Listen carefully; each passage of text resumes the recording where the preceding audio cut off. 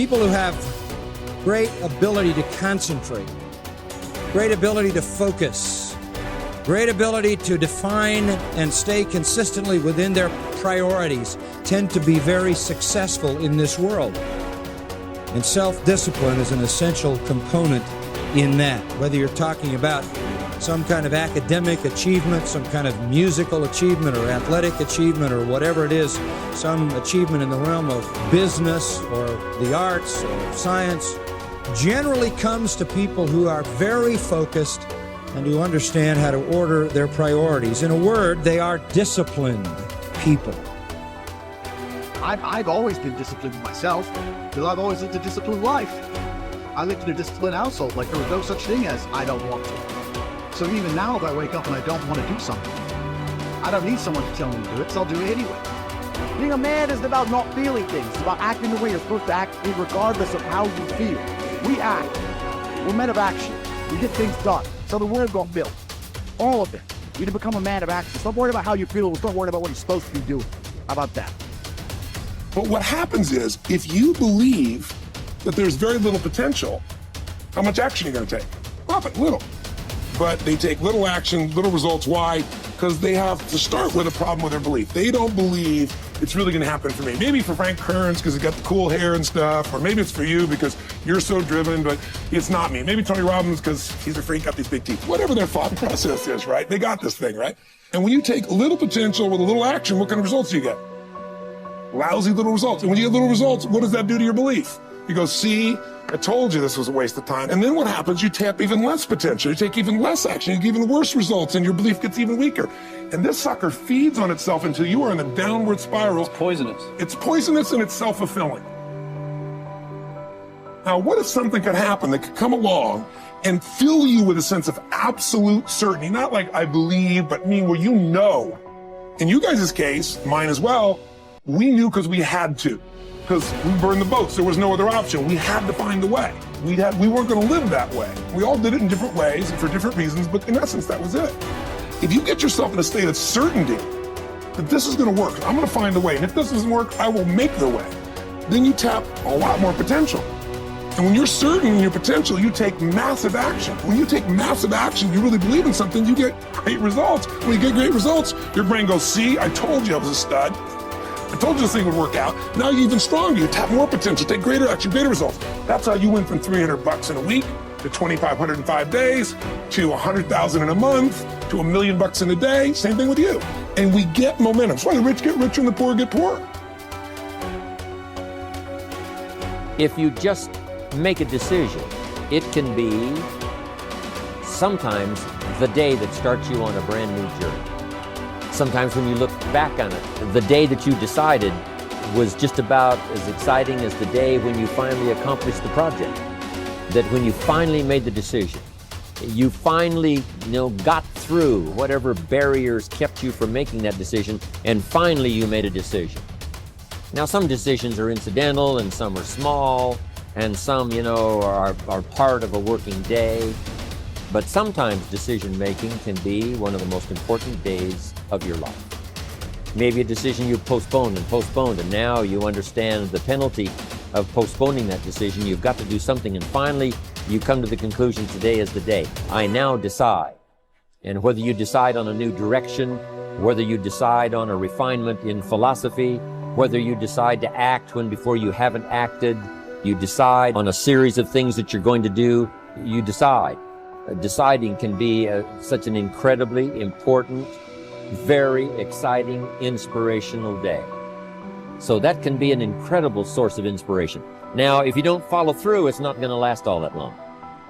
If you decide and then, postpone and you decide but you still don't get to it for a week or a month or a year, soon all that energy and that source of inspiration is all dissipated. I believe that the single most important skill is the ability to make effective decisions, because everything comes from decision. You only get new results if you take new actions. You only take new actions if that decision comes first. In other words, decision is the father or mother of all action. But not all decisions are equally good, as we all know. And the quality of our life comes down to the quality of our decisions. You want action. Action means you have to make some decisions along the way. And decisions, most people are so afraid to make the wrong decision, they don't make any decision. That is what you really need to be afraid of, being stagnant. So get up and go. That idea isn't going to execute itself. You have to do it, and you have to do it now. Don't wait anymore. Don't think anymore. Don't plan anymore. Don't contemplate anymore. Don't make any more excuses or justifications. Don't rationalize anything else. No. Take the risk. Take the gamble. Take action now. No complacency. By 66, Pompey had already earned the title Magnus, making him, in fact, and in name, Pompey the Great. He had reconquered Spain. He had served as Rome's consul not once but twice. He had defeated Spartacus in the Third Servile War. And now he was being sent to dispatch the Cilician pirates who terrorized the Mediterranean. Before he left, he stopped for a private consultation with the Stoic philosopher Posidonius, one of the great minds of the ancient world. Posidonius's advice might have seemed rather redundant. Be the best and always superior to others, he had told the ambitious general, quoting a line from the Odyssey. But Posidonius wasn't talking about achieving more victories over the enemy. He was talking about conquering the self, not honors, but being honorable. Plutarch tells us about a far less famous general and statesman in Greece, many generations before Pompey. Despite his brilliance on and off the battlefield, Epaminondas was appointed to an insulting minor office in Thebes. In fact, it was because of his brilliance that he was put in charge of the city's sewers. Instead of being provoked or despairing at his irrelevance, a number of jealous and fearful rivals thought it would effectively end his career. Epaminondas took fully to his new job, declaring that it is not the office that brings distinction to the man. It is the man who brings distinction to the office. With hard work and earnestness, Plutarch wrote, he proceeded to transform that insignificant office into a great and respected honor, even though previously it had involved nothing more than overseeing the clearing of dung and the diverting of water from the street. Best is the person who adds shine to their accomplishments with their discipline, not the other way around. This is what Posidonius was trying to tell Pompey, although Pompey failed to fully realize it. In the end, it's not about what we do, it's about how we do it, and by extension, who we are. Too often, we find people choosing to be great at their profession over being a great human being, believing that success or art or fame or power must be pursued to the exclusion of all else. Does it have to be that way? Does being loved have to be at odds with being lovely? Or can temperance, as Cicero claimed, be the fine polish on top of a great life? Queen Elizabeth inherited the monarchy. Marcus Aurelius was selected for the purple as a boy. But it wasn't the throne that made either of them kingly. It was their behavior. They were what the ancients called first citizens, for their character as much as their rank. As Marcus said, his aim was never to be the most powerful king, never to conquer the most territory, or build the most beautiful buildings. Instead, he was after perfection of character, to live your last day, every day, without frenzy or sloth or pretend. It just happens that wonderful external accomplishments, like those achieved by Elizabeth and Marcus, can come out of internal endeavor. They are not the goal, they are the byproduct. Conquering the world is almost easy after we have fully conquered ourselves. Certainly fewer people have done the latter than the former. This is what you find when you study the true masters of any profession. They don't care much about winning, about money, about fame, about most of the things that have come their way as a result of their success. Their journey has always been towards something bigger. They aren't running a race against the competition. They are in a battle with themselves. Self-discipline has never been about punishment or deprivation. It is about becoming the best that you are capable of becoming. The battle to be the best has less to do with beating others and more to do with beating down those urges.